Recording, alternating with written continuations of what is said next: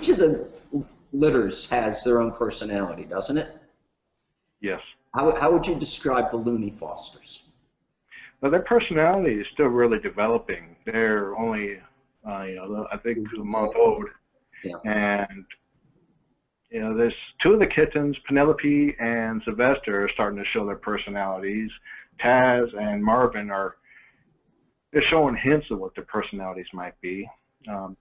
Sylvester, as you can tell by watching him, that he's outgoing, he's crazy, he's everywhere. He's climbing up the walls, he's meowing, he's very vocal. I think he's going to be an outgoing boy. And Penelope's more reserved. She likes to watch things, and she crawls up onto my lap and then curls up there. She just looks up at me with her big eyes and just kind of melt. The affectionate little sweetie, huh? Yeah, I think she's going to be. Now, there's certain points in their development where certain events take place. 2 pounds is an important mark for them. Why is that? When they're 2 pounds, and 8 weeks old and healthy, that means they can have their neuter and spay, and after that point, they can go up for adoption.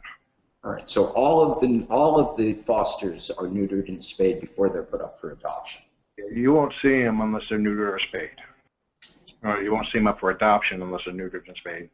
Now, are there also points where you begin to give them toys or certain toys? I noticed that the Looney Fosters have chicken fish already. Mm-hmm. Why is it that all the kittens love? I figured our kittens love chicken fish, boxes, and bowls. The boxes and balls I think it's genetic. They just like it. But there's a special magic about chicken fish. I never quite figured it out. But there's a huge fan base, people following chicken fish, and chicken fish even has basically a cult following, an online store, and it's a club chicken fish. Yeah, the club chicken fish. Yeah, and it's hard to comprehend. It just is. But the kittens seem to enjoy having the toy there. They climb through it, and even watching past litters that they've been adopted, they still like playing with it, even as an adult. Now, when you introduce new toys, it's based upon where they are developmentally and their ability to climb or to jump. Like right now, the Looney Tunes Fosters have a toy balls, and that's just something. They're starting to interact with each other in their environment, so I give them something to focus on, something basically to interact with.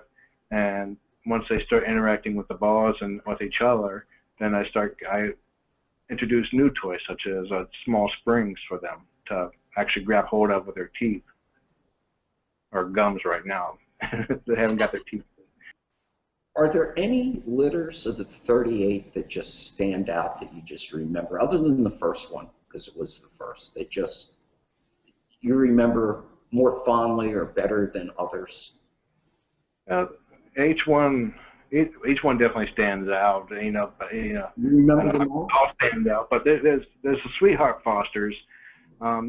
They all had coccidia, and they were older kittens, so it affected them a little bit more. One of them even almost died from it. I had Tony after the rest of the kittens arrived. You see, Tony had to stay at the shelter for longer because he nearly almost died from it. And once he gained help, I put the call out to have him rejoin the rest of his fosters. And he's I guess he's the closest I came to becoming a foster failure. That's where a foster care provider ended up adopting one of their fosters. And there's also Hazel from the 4-H Fosters, which I think they were one of the litters just before the Mirandas, where I went the HD webcam. She had that certain something that tugged at the heartstrings. She was extremely outgoing. She was spunky. She was friendly. She'd curl up in my lap and purr, and then tear off after her brothers. And she had 2 litter mates that were semi-feral that I was taming, and she definitely played a factor in helping tame them.